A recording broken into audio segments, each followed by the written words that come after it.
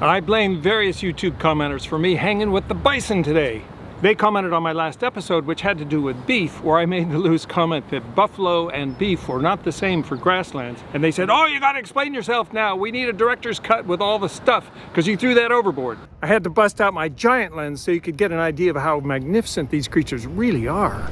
You turn your head, you're too big to come through straight. He's certainly not your average house pet, with a face only a mother could love. Hello, Sugar Booger. Yep, that sugar boy is a full-grown bison. He weighs approximately 2,500. His head probably weighs around 400. One tragedy of beef is how devastating it is for the environment, more than any other food. So there are very noble efforts to raise cows on grass, not overgraze, and do all the regenerative agriculture things like no-till. You get happier cows, and you hope to get healthier meat and a healthier planet. Regenerative agriculture sounds so good, the meat industry is having great success with their ads. That's why General Mills was one of the first companies to partner with farmers on 6 key farming principles to help rebuild what we have lost. There are 2 statements that have stuck with me from my beef episode from people who promote cows. Here's the first. The vast herds of grazing animals, pre-Columbian era in the Americas. Why was the planet not destroyed then? In part 1 of this episode, we'll take a closer look at that statement because it is a very fair question. Here's the second statement. And we found that grasslands can capture as much carbon as forests can. In part 2 of this episode, we'll take a look at fascinating, critical things about grasslands and forests that hardly anyone knows. And in part 3, we'll figure out what it all means for paleo diets, grass-fed beef, and regenerative agriculture. Part 1, my favorite classes while getting my earth science degrees were Palaeontology because you got to study the fantastical creatures that roam the planet.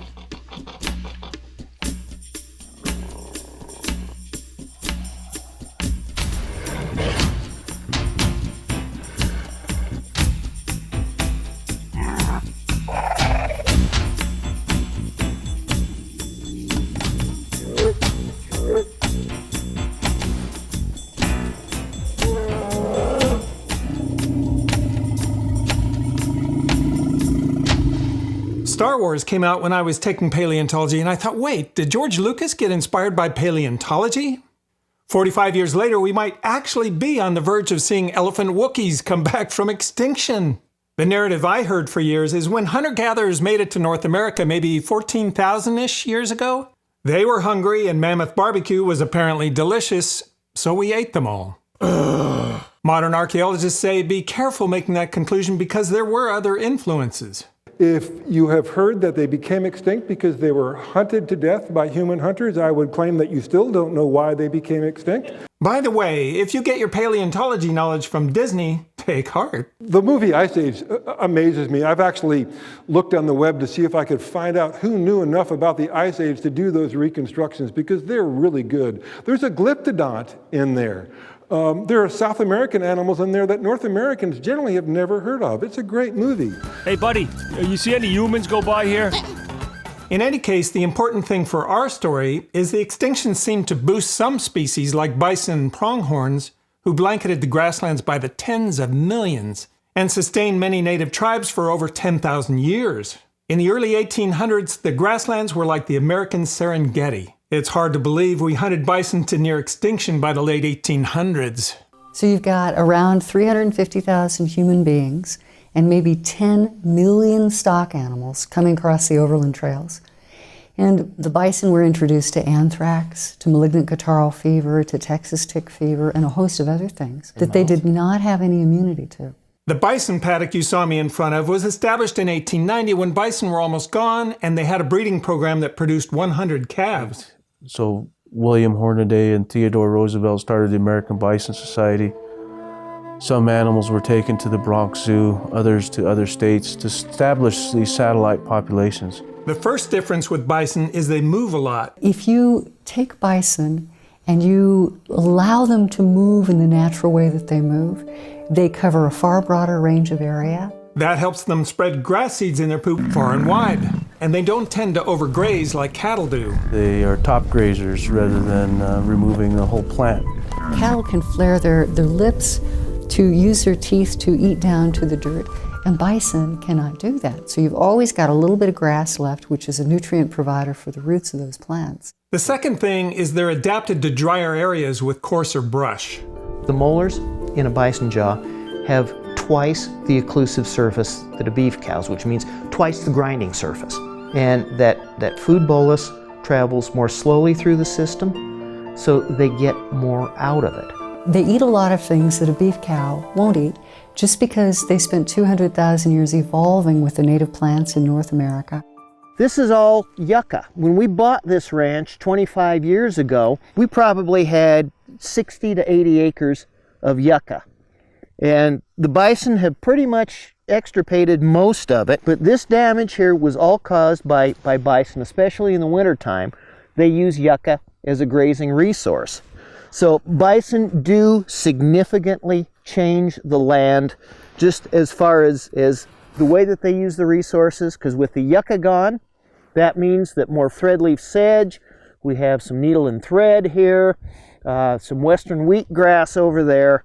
So all of this resource that was in yucca and some of the juniper is now being turned back into grassland again. They will wander 5 miles from water, whereas cattle, which came to this continent with Columbus and the Europeans, are more adapted to wetter environments and tend to stay near the water. The third is they're adapted to the cold of northern climes. The weather is something that they can handle, no matter how it comes, blazing heat, blizzards, and they face into the wind. The big one in '84 was 4 days, and we couldn't get to them for 4 days.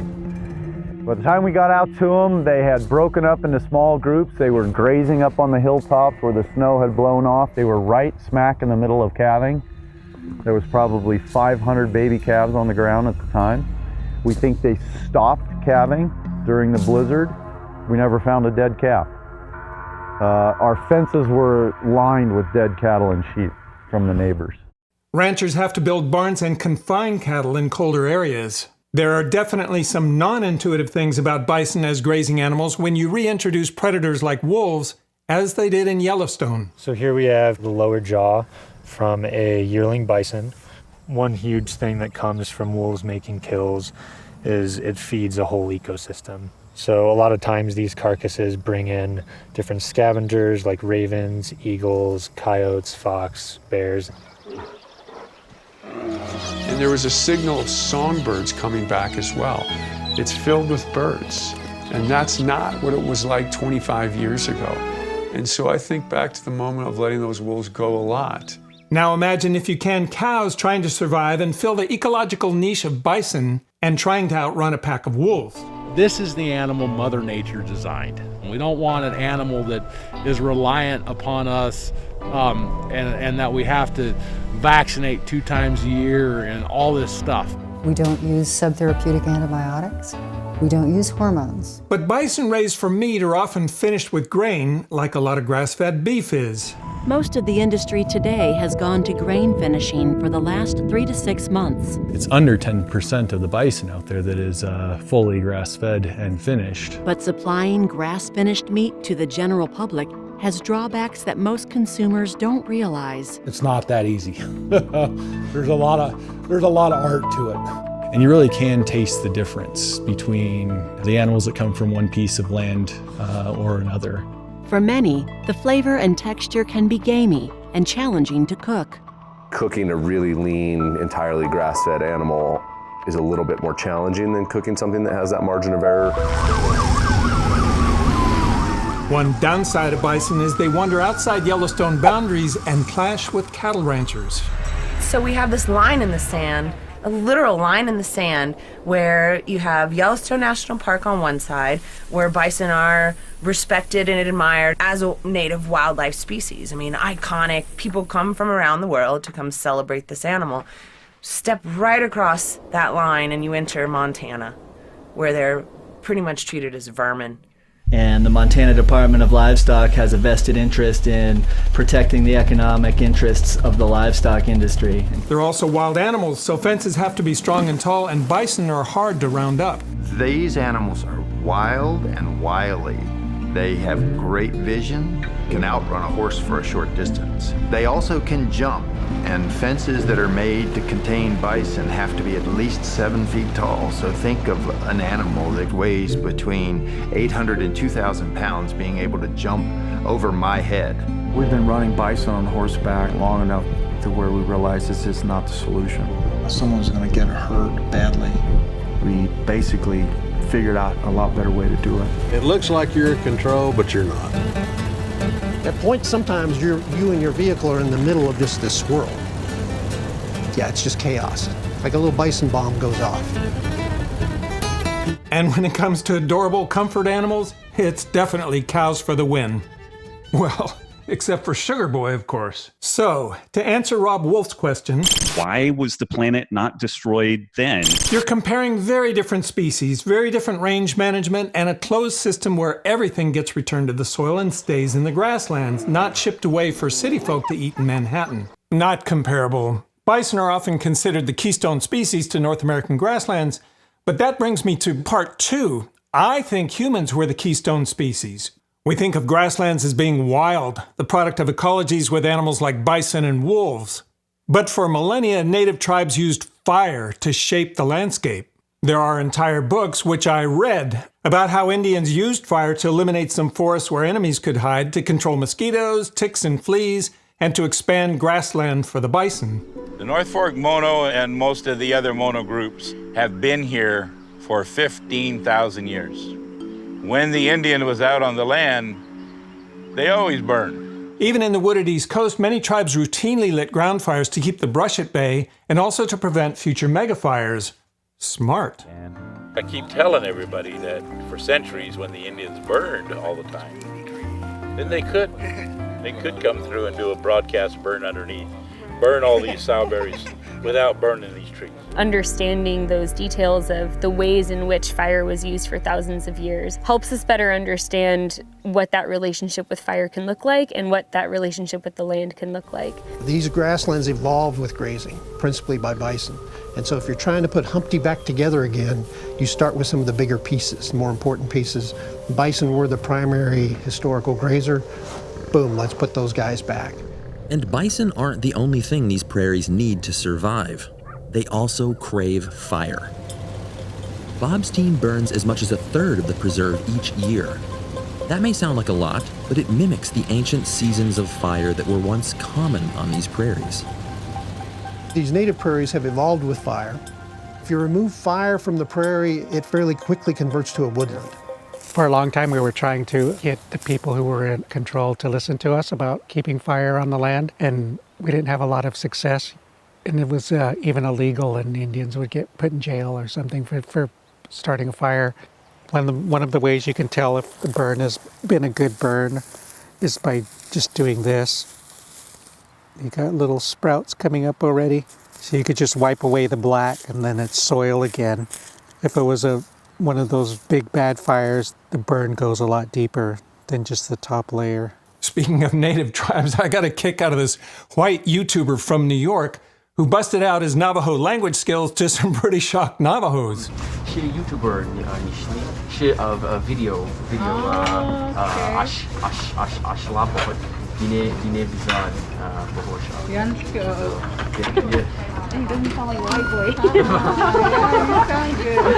When Frank Mitloehner spoke to a group of Irish ranchers and said grasslands were comparable to forests as carbon sinks, he was referencing California fires. He is the master of spin and used the word reliable. Yeah, California forests are burning, so they're no longer reliable carbon sinks. The Amazon is turning into a carbon source too because it's burning to provide pasture for cows. Grasslands emit less carbon when they catch fire because they contain less carbon. The context of Frank's talk to Irish ranchers might make your head explode because Ireland and Scotland share the same problem.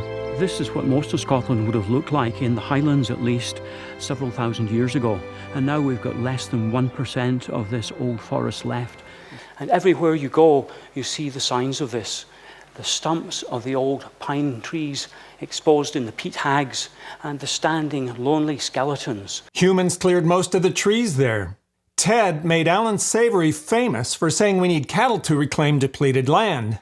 But Scottish ecologist Alan Watson Featherstone is doing an incredibly impressive job of reforesting Scotland by keeping grazers out until the trees are no longer edible snacks for them. So here inside the fence, there's been no grazing for 28 years now. So this is one of the first Scots pines that I planted here in Glenafric 28 years ago. And at the time, this area was a desolate, open, barren, treeless landscape, just like the peat hag outside here. And this tree has grown really well. It's now putting on over a foot of growth a year. It's really flourishing. In the early 90s, Alan set up a charity and began planting. Alan himself has planted 50,000 trees. The charity, nearly 2 million. Pine martens and osprey are naturally returning.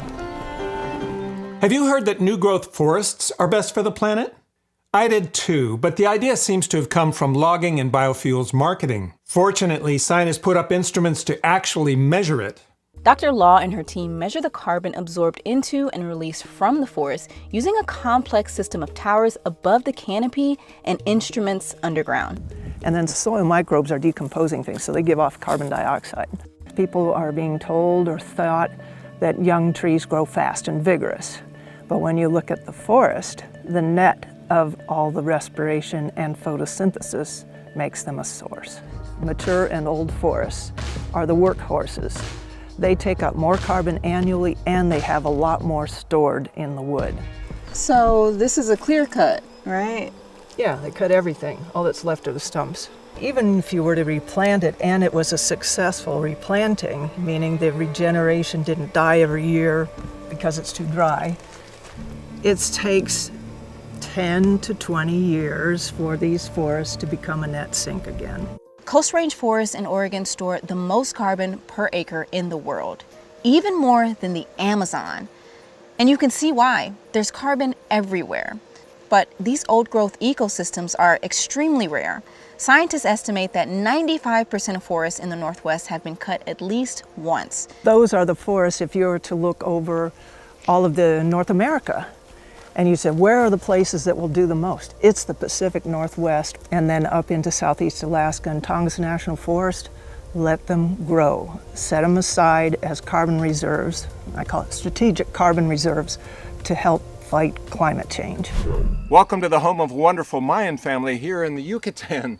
The dad is a professor of agricultural science who's written many beautiful books, including this one on dragon fruit. I can tell she likes you.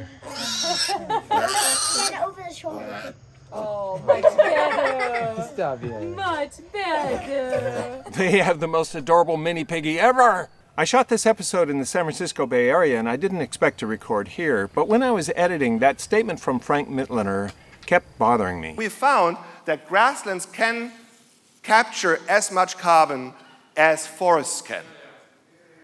And to me that's very interesting. This research has been published.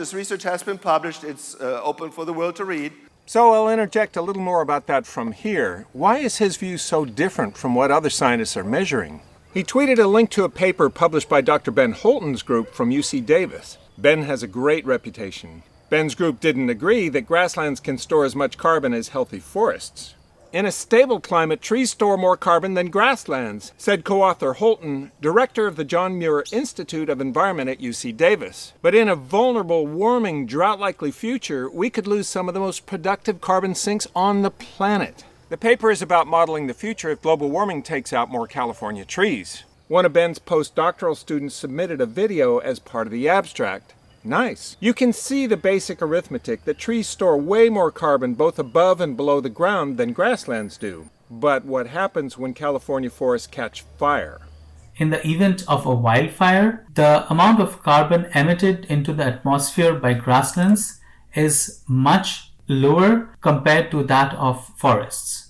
And this difference is amplified by the business as usual climate change scenario as we move into the future.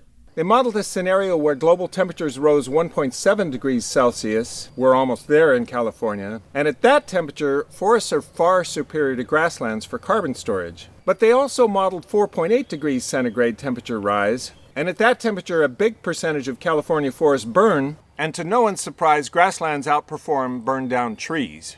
That's what scientists are often referring to when they talk about tipping points. We've deforested enough of the planet for raising cattle and sheep that global temperatures have risen, causing more forests to go up in flames. In that context, Frank is right. Grasslands can store more carbon than forests that went up in flames. And that brings us to part 3, Paleo Diets, Grass-Fed Beef, and Regenerative Agriculture. If the Lakota wrote a cookbook, maybe it would be called Bison, It's What's for Dinner.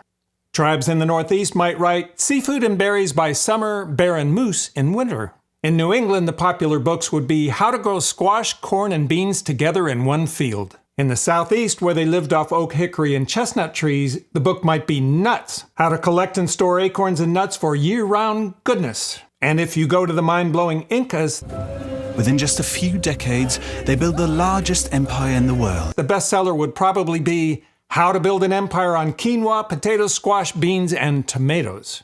So what the heck is a paleo diet besides no hyper-processed foods? I'm a paleoanthropologist at the University of Arkansas. I study human evolution, and more specifically, I reconstruct the diets of our ancient ancestors. Our diets varied over time and space with shifting availabilities of different kinds of foods. And in fact, this is what allowed our ancestors to find something to eat no matter where they roamed. Whether it's up in the high Arctic, where nearly all of their food was marine mammals and fish, or down by the equator, where they could take 70% of their calories from sugary melons and starchy roots. Our evolution has prepared us for versatility that's allowed us to take over the world. So which diet can keep us from destroying the world? I couldn't find much data on bison versus beef, but we have really good data on beef versus everything else. If you really look at everything that went into making a single serving of beef, you end up emitting around 330 grams of carbon. That's like driving a car 3 miles. Now, if I choose to have chicken instead, there's more than a 5-fold drop in emissions. Switch to fish, and you see the number go down even more. Now, look at veggies. If I swapped beef out entirely for lentils, well, I'm down to practically nothing. And as for regenerative agriculture, the term is mainly used in the context of raising cows on grass. Unfortunately, even pro-beef studies funded by General Mills show that cows on grass emit 35% more greenhouse gases than cows on grain and use 2.5 times the land which could be used for forests. In that context, the accurate term for regenerative agriculture is degenerative agriculture. But Chris, you say, surely grass-fed beef is healthier, it's cows eating their greens. I'll let the regenerative agriculture gurus answer that question. You know, grass-fed beef is not, according to what's out there, significantly more nutrient dense to humans than feedlot finished beef. There's just not a significant difference. Thanks so much for watching, and I'm sorry to deliver some bad news, but I have some great news, and that is at age 95, Sir David Attenborough looks fantastic, and he's working on a new documentary. He doesn't like to give bad news either, but he has such a simple and hopeful message, which is we can all do a lot to slow down global warming just by cutting way back on the meat that we eat. I can't wait to hear your comments, and you know what to do.